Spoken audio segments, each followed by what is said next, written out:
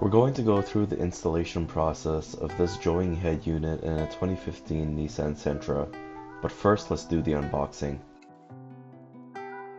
It gets shipped in a pretty nice box. It actually gets shipped in a box within a box. Opening it up, it's actually pretty well packaged. There's lots of styrofoam and soft packaging to make sure things stay safe. This is the screen itself. Comes nicely wrapped in a plastic packaging. As you can see, it's a very nice large screen with a volume control on the left with home, back, radio, and GPS button. Looking at the back of the screen, there is a video connector. This is where the ribbon connector will be connecting to. There are a number of antennas that are included with the packaging. This is a GPS antenna. This is a AR camera. This was bought as extra. So the camera has a video and power signal. The way it works is that it will take signal from the reverse light. Once that comes on, it knows that the camera has to turn on. It also comes with a little adhesive tab that you can use to stick it onto your vehicle. This is the main wiring harness. It will connect the head unit to your car's wire harness.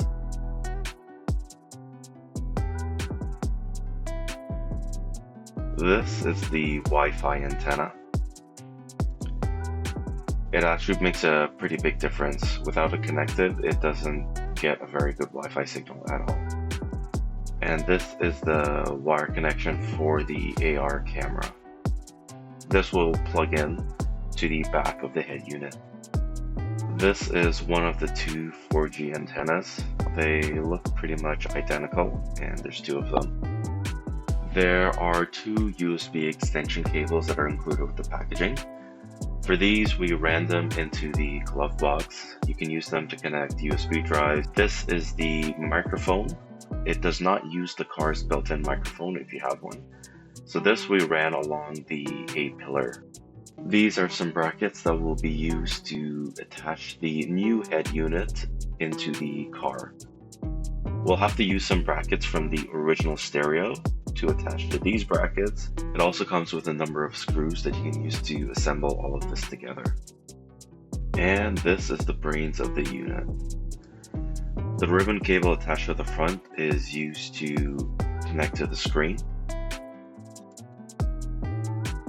You also have a button at the front of the unit to select key or CAN bus. There's also a SD card slot and a SIM card slot. On the back of the unit, you have a number of connections here for everything from antenna connections, stereo connections, HDMI, microphone, and the antenna. The documentation that's included is not the greatest, but it's enough to get you by.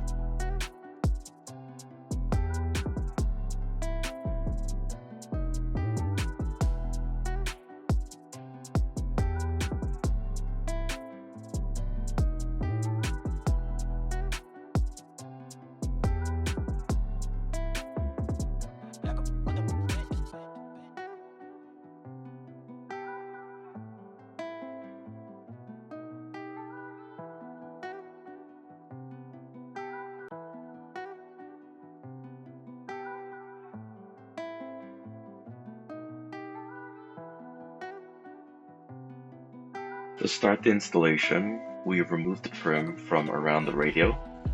Using a pry tool, you work your way around the edges. It's a little bit tough to get it out, but just work your way around and it will eventually come out. You may need a couple of them to stick on various corners. As you're getting it out, there is a hook that is holding this trim in place.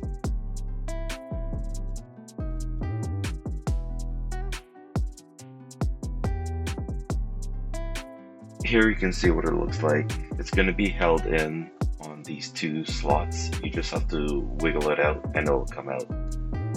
Next, there are 4 screws to be removed that are actually holding the radio in place.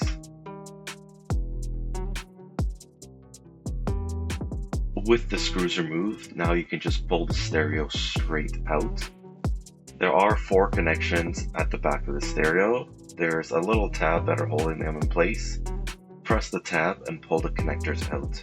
Now we have to attach these brackets that came in the kit onto the head unit. These will be used to attach it in the car. There's a front piece where the ribbon cable goes through, and there's 2 pieces that are attached at the side. There are 2 brackets attached to the old stereo that we need to remove and attach onto the new head unit. Once they are removed, they will attach onto the side.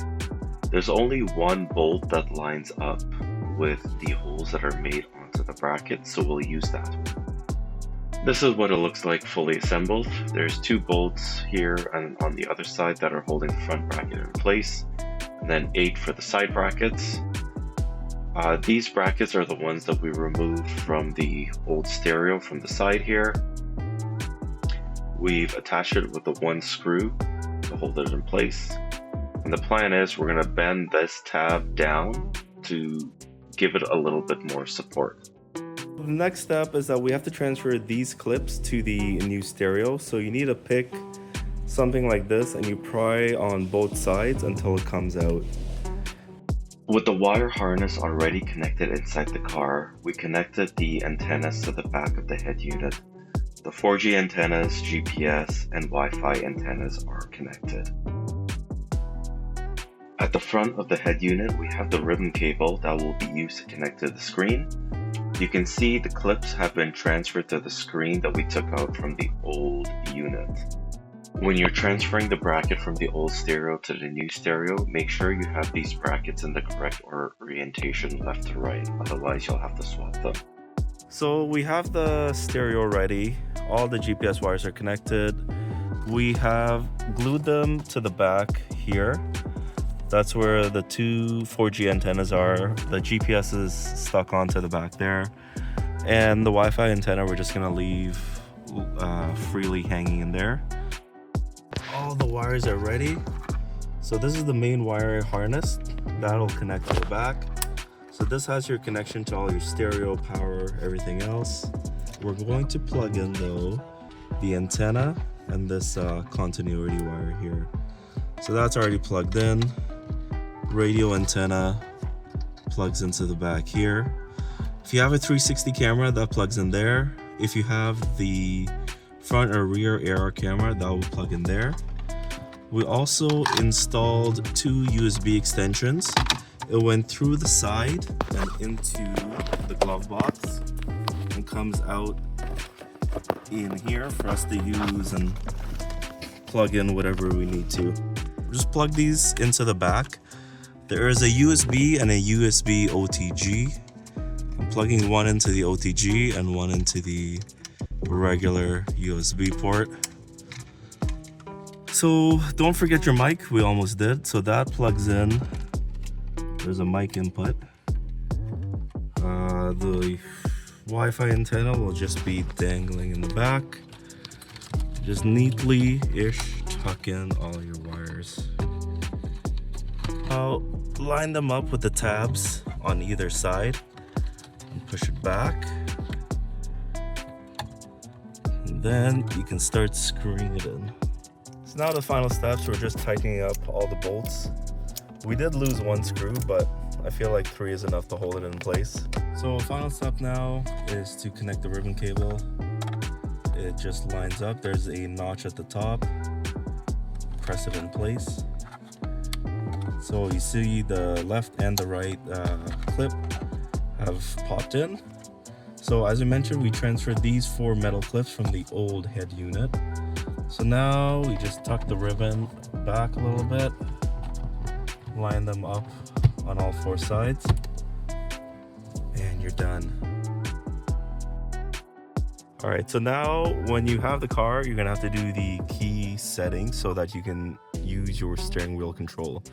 So you go to settings, then to common, and then you scroll down where it says key settings, and then SWC keys. To program it, you would tap whatever that you want to program, let's say volume plus, and then you press volume plus on your steering wheel, and then that shows up. And then you would go through and do the rest, such as previous, We chose down. Next, we're doing up. And then for source, we're going to use that source button. It's really important, make sure you press save. Now that we're done, you can do volume up, and you can see it increases volume and volume down as well, and that all works. I'm going to show how to update the remaining settings on a 2013 Camry with a joying head unit. However, it will be the same for any other vehicle with a joying head unit. By default, it comes enabled with the beep, so every time you touch somewhere, there's a beep. You can disable this by going to Settings, Sound, and Beep. Under the Sound menu, there are various volumes that you can select, such as the default volume when you turn on Bluetooth, when you answer a call. You can adjust your mic gain. You also have the option of muting the music when you go into reverse, or if you want, you can reduce the volume by some percentage once you are in reverse. If you don't want any reduction, put it to 20. If you want maximum, put it to 0. Speed linkage volume. This setting will automatically reduce the volume of your music or increase it once you go above a certain speed. I believe it's 100 kilometers an hour. Once you go above 100, it will turn the volume up a little bit or a lot, depending on what setting you choose. Under display and system application, you have the option of the theme set. This is small light control, dark light color, or time control. This is what actually controls the color settings on the head unit. Small light control will follow whatever your headlight settings are. Or if you want to manually control it, you can choose dark, light, or time control. Under system, there is a factory settings menu. The password is 8888. OK. And here you have a number of other settings that you can adjust.